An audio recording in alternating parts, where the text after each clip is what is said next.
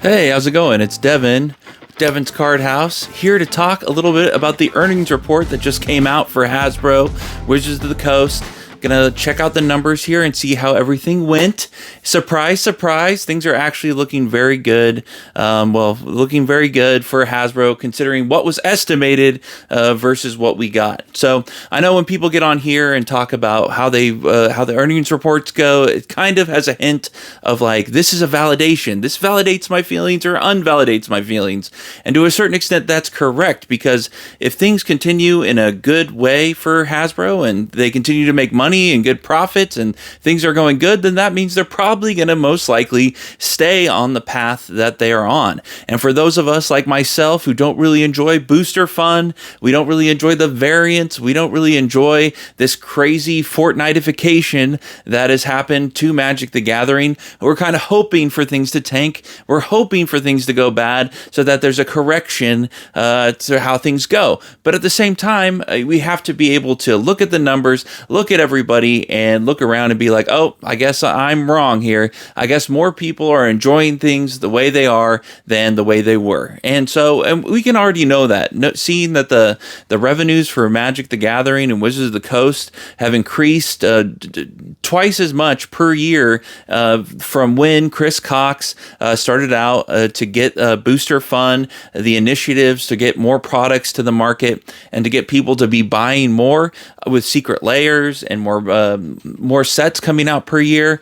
This is obviously working in their favor. Of course, we've seen declines come down from the heights of the pandemic, but that's to be expected. And so checking out the reports today, it's kind of crazy. So I was hoping, and this is the quarter, this is where you know what, I'm waving the flag, I'm calling it quits here, I'm no longer going to be caring about this, because obviously they're doing well, and I thought this was going to be the quarter with Ravnica Remastered coming out, a set that bombed, with Murders at Murders at Karlov Manor coming out and bombing. You think this would be the quarter of all quarters that with these bad sets coming out that we'd get some action here and see that things aren't going correctly. But when we look at the numbers, it looks like with the Fallout set release and then also the pre-release numbers from Outlaws of Thunder Junction, it looks like they more than well have picked up the slack for these sets that have come out and tanked, bombed, crashed, you know. So Wizards is doing just enough good and just enough bad to be doing good. And in fact, we've had a 7% increase in revenues here. So let's go down here. So the earnings per share, EPS here, it was expected at 28 cents, and the reported is 61 cents. So it's a surprise 114% surprise increase in the earnings per share, which is pretty crazy. Revenue was expected was 741 million, but instead the reported it's 757 million, so it's a surprise 2.14% increase in revenue there. So they beat analyst expectations, and in the pre-market already, the shares have gone up for $4.60. Is the last time I looked is where we were at. So it's kind of incredible. I feel bad for anybody who's trying to play earnings here and was buying puts, which wasn't me. I thought about it, but thank God I didn't do that, right? Thank God.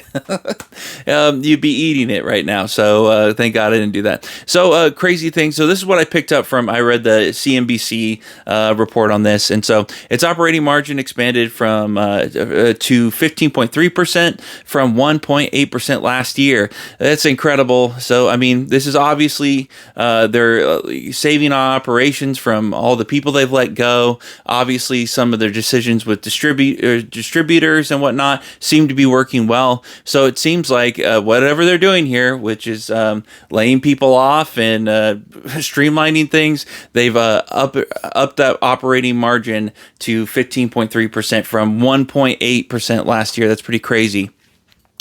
Owned inventory was down 53% from the quarter from the previous year. So this is them clearing out all their products that they've had sitting around and getting rid of it. And instead of having this massive swell that we got from overprinting, it looks like they're trying to clear out the books.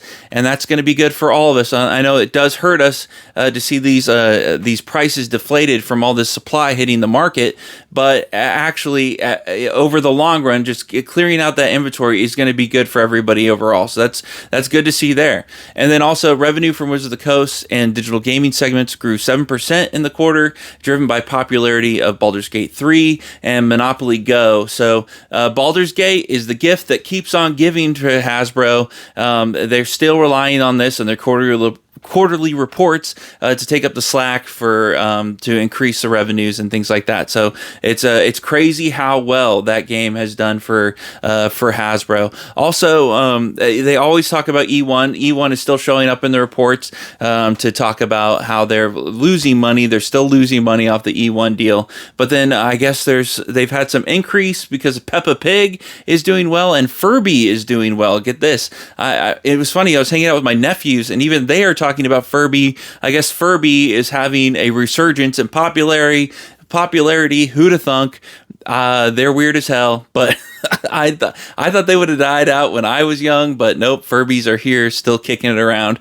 Pretty crazy. Gone full circle there. So, and then also revenue fell 24.3%, and so smaller than they expected, a 26.2% drop instead of that 20. So they got that 24. So analysts were spot on, and if not, well, they weren't spot on. They predicted worse things for Hasbro than actually happened. So good job. Good job to Hasbro for doing well. And so this is where I have to say, things are probably not going to be changing. Things are probably not going to be going the way that I want them to go. And so I have to just learn to accept that and be happy for everybody out there who's happy. And there's plenty of things, like I've said before, plenty of games out here that I do enjoy. So I just have to wrap my head around Fortnitification of Magic and be okay with that. I opened a lot of Thunder Junction. I had fun opening it. I liked it as a Magic set. I just kind of wish it was like an unset.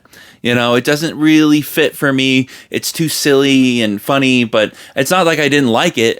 I don't think that they're choosing to set things up correctly in the right way. Like I've said before, I wish Universes Beyond was its own game. I wish gimmicky, funny sets like this were unsets, and I wouldn't mind them like that. But I do appreciate and love Magic as its own thing, and I want to keep it respectable and not just a silly joke all the time, or just something that has no soul, which is kind of how it feels. But whatever, I'm going to be wrapping my mind around it and just going with the flow, free flowing here.